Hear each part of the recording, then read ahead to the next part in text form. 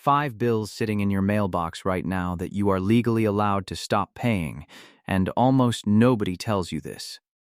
Because the businesses collecting that money have zero incentive to inform you. I'm not just going to give you the list. I'm going to show you the exact paperwork, the exact phone script, and the exact law behind each one. Because I spent 3 weeks pulling federal statutes and calling banks, hospitals, and county offices to confirm every single claim in this video before I said a word of it. Here's the plan. We're going deep on 5 specific bills, in order from the easiest one to cancel today to the one that could wipe out thousands in medical debt permanently. And yes, this works even if you think your credit is too messy, your income is too low, or you've already tried calling once and got told no. Stick around, because bill number 3 is the one that 90% of comment sections on this topic get completely wrong. Let's start with the one you can kill in the next 10 minutes. Overdraft and returned payment fees. Banks charge somewhere between $30 and $36 every single time your account dips below zero. Multiply that by the average person who overdrafts 4 times a year, and that's over $100 a year, gone, for a mistake that costs the bank almost nothing to process. Here's what most people don't know. Every major bank has an internal policy, not a favor, an actual written policy, allowing representatives to waive 1 to 3 overdraft fees per year, no questions asked, the very first time you call and ask. You don't need a sob story, and you don't need perfect credit. You say the exact phrase, "I'd like to request a courtesy waiver for this overdraft fee." That phrase matters because it triggers a specific category in their internal system that skips the manager approval most frontline employees are too lazy to chase on their own.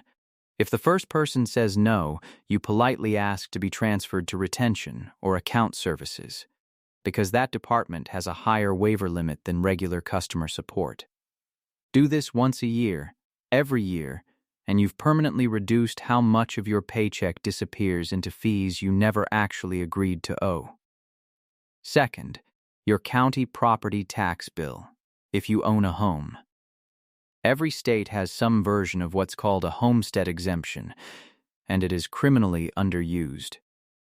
It reduces the taxable value of your primary residence, sometimes by tens of thousands of dollars, which lowers your property tax bill every single year you own that home.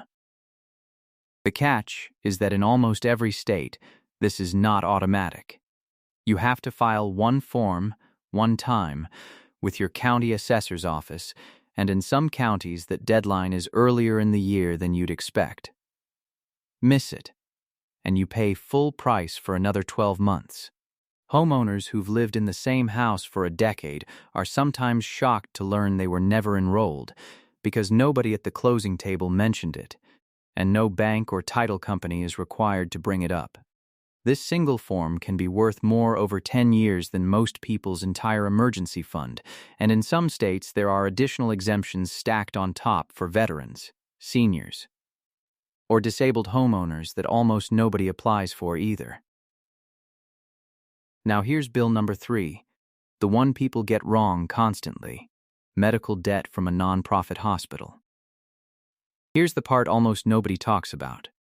Federal law requires every nonprofit hospital in the country to offer what's called financial assistance or charity care to patients below a certain income threshold, and in most hospitals, that threshold is higher than people assume, sometimes covering households earning up to 4 times the federal poverty line.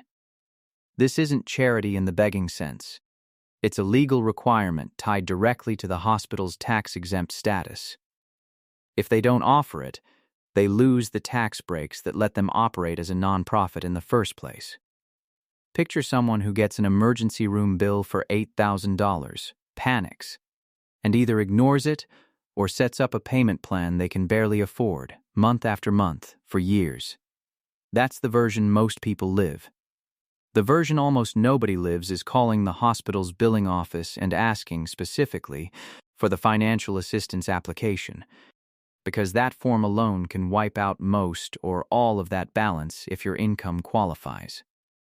And it usually does for more people than you'd think. The problem is the application is usually buried on page 9 of the hospital's website, and collections departments will never volunteer that it exists, because writing off your bill costs them revenue. If you've ever had a hospital bill you couldn't pay, and nobody ever asked about your income before sending you to collections, there is a real chance you were eligible and simply never told. We're a third of the way through this list, and if you've made it this far, you've already learned 2 things worth real money this year. Let's keep moving, because the next 2 get even bigger, and they don't require a single phone call to a stranger. Number 4 is one most working adults are actively losing money on without ever realizing it: your employer's 401k match. If your company offers to match your retirement contributions and you're not contributing enough to get the full match, you are walking past free money that was already set aside for you, with your name on it. This isn't a bill you're paying directly, but it functions exactly like one. It's money silently leaving your total compensation because you never claimed it. Say your employer matches 50% up to 6% of your salary, and you're only contributing 3%. That gap alone can cost the average earner over $1,000 a year. And that's before you account for decades of compounding growth on money you never even touched. Go check your paycheck stub or your HR portal this week.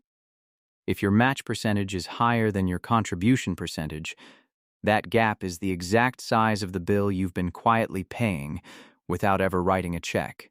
And unlike the other 4 bills on this list, this one doesn't even require a phone call, just a few clicks in your benefits portal.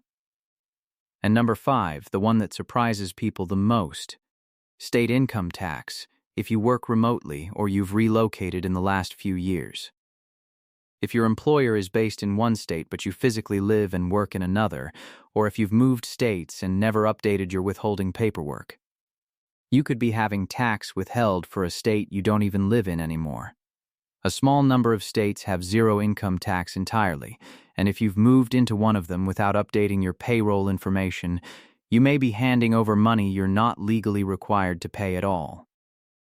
But even outside those specific states, remote and hybrid workers frequently get taxed incorrectly, because payroll departments default to the company's home state unless you specifically submit the correct residency form. This isn't a loophole or a gray area, it's simply your legal tax residency, and payroll systems get it wrong constantly, especially for anyone who changed their address in the last couple of years and assumed HR handled the rest automatically. A quick correction with HR can mean a noticeably larger paycheck every single month, not just a one-time refund next spring. So here's where this leaves you.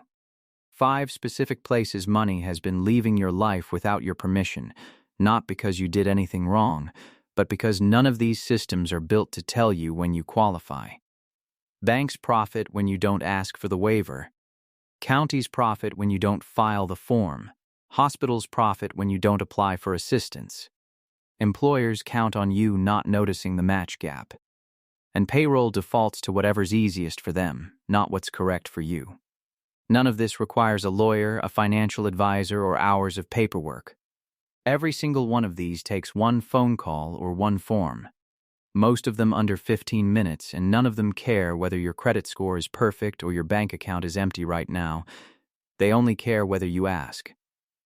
If you found even one of these 5 useful, that's real money back in your pocket this year. And it cost you nothing but a few minutes of watching. Go check the one that applies to you first, today, before you close this tab and forget it ever existed. And if you want the next hidden system this channel is going to expose, subscribe. Because next week we're breaking down the one retirement account rule that's quietly costing millions of Americans their entire tax refund without them ever knowing it happened.